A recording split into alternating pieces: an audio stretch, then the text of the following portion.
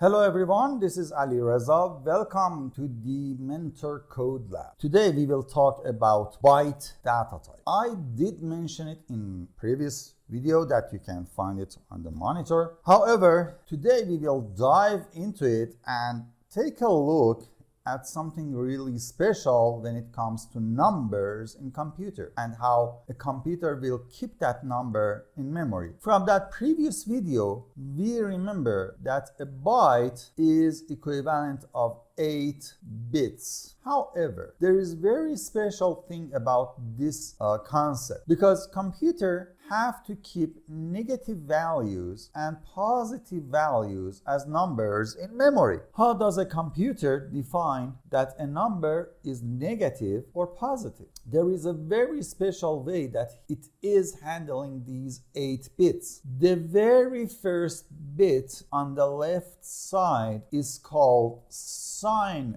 bit. Then we have 3 more bits there and the rest of the 4 bits. Okay? Now, if this sign bit is 0, the value is positive. If the sign bit becomes 1, the value will be negative. So when you look at numbers in computer languages 0 and 1 byte system, it's really getting confusing, and you will see it in few seconds. Now, how do computer assign numbers to bits and byte? Well, if it's all zeros, then it's equivalent of 0. However, if the first bit becomes 1, this number is 1. Now, a binary system doesn't have 2 in it. However, it will do this. It will flip the next bit to 1 and turn this bit back to 0. Now, this is equivalent to 2. For the 3, it will change this 0 to 1 and it will become 3, and so on and so forth until we have 1, 1, 1, 1, 1, 1, 1. And from memory, I say it should be 127. Okay, how about 128? You would say that it's easy, I know that. It will change all of these back to 0 and flip the next bit to 1. However, that is a sign bit. So we don't have 128 in byte. So if it is turning the sign bit on and it gets this, it's totally different than the positive numbers. Now, negative numbers are a little bit confusing because we have 2 ways of showing a negative value. Of course, one way is this. It's 3, but the most significant bit, means the left side bit, is turned on, so it will become -3. However, this is called sign magnitude, way of, changing a number to negative. There is another way, and it's called first complement. For the first complement, we will turn on this the most significant bit. However, if this was positive 3, we will flip every bit in there. So if it's 0, it will become 1. Okay, so this will become 1, this will become 1, and then if it was 1, it will become 0. And this is where it gets confusing, and it's still -3. So this one was called sign magnitude, and this one is called first complement. You don't need to know which language or which computer or operating system is using which one of these 2. The only thing that is really important for you is that to know that there is a significant bit at the left-hand side of this, that turning it to 0 or 1 will define the negative or positive value. That's the only thing that is important here. Okay? To know that this significant value can define the sign of the digit, and the upper limit for positive is 127, because if we go 1 bit farther, we go into negative territory. So the lower limit is actually all of these 8 bits to become 1, and it's -128. Okay, let's cover something really fast, and that is if we see a number in binary, how can we convert it to a decimal number? For example, 0, 0, 1, 0, 1, 1, 0. What's the equivalent of this as decimal? Now we remember that this is byte,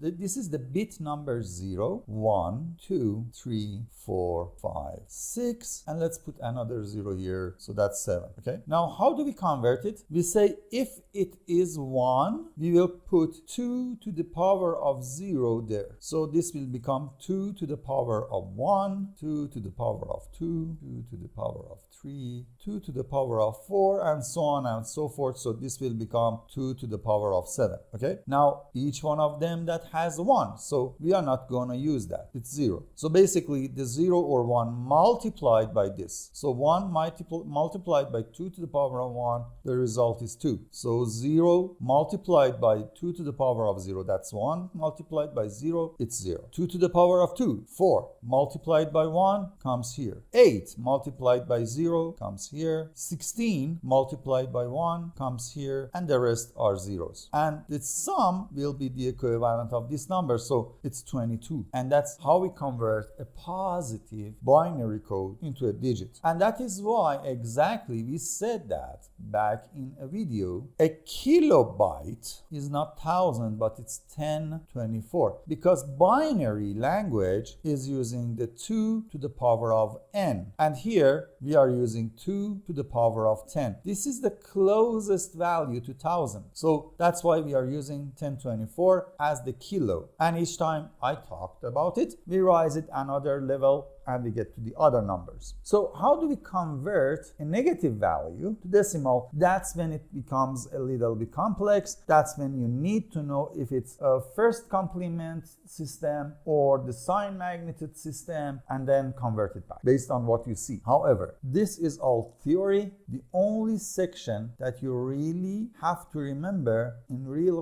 life programming is this: the range of the value. You just need to know why it's 127 and not 28, because the next bit will convert it to a negative number. Okay, so that's how you should remember the range. And remember, when we say 8 bits, so this one actually is not 2 to the power of 7. This is 1, 2, 3, 4, 5, 6, 7, and the most significant bit is the sign bit. So here we will have only 2 zeros, and the sign bit which says that, hey, it's a positive number, basically. And when we say that another type of data is 32 bits, well, it has 4 times of this block. Let's draw it as a block. So 1 block, 2 block, 3 block, and 4 block. And the last bit here on the left hand side will be your sign bit, unless we say that, hey, this type of data is unsigned, means that it doesn't have a sign bit. Okay, if it's a numeric type. If it's not a numeric type, then okay, we don't have a sign type for a text, because we don't have positive text or negative text, so it's just some bits of data. But in numbers, we either have signed numbers, so this bit will be the sign bit, or if we say it's unsigned, that is the only exception. That means, hey, we don't have a sign bit, and we can use it as an upper limit of the number. Now, when it comes to bytes in different languages, things are not as clean as what we talked in these few seconds. What is different? Many of these languages support both signed and unsigned bytes. So, for example, in C++, you can have both signed and unsigned byte types. What's the difference? If it is signed, the range of the values will go from 128 on negative side to positive 1 to 7. However, if it's unsigned, then it will go from 0 all the way to 255. C#. C# is a little bit different compared to C++, because in C++ defining unsigned and signed is a little bit different. However, it is still supporting both of these. For the unsigned, it will use the byte name, but for the signed byte, it has S byte. So putting an S in front, it indicates that, hey, it's a signed byte. Java only has the signed and it doesn't have the unsigned. So the range is -128 to +127. Python only has unsigned and it doesn't support the signed. Also, Python does not have a single byte as the data type. Python has bytes data type, and it's a collection of many byte values inside itself. However, if you want to store a single byte in Python, you can have a bytes with the size of 1 byte in the collection, and that's it. So this is the difference of byte types in different languages. Some of them like C++ and C# support both signed and unsigned range. Java has only the signed range and Python has the unsigned range. I hope this video helped some of you. If you like these videos, please hit the like button and the subscribe button. Turn on the bell so that you get alarmed when a new video comes up. Have fun everyone. Bye.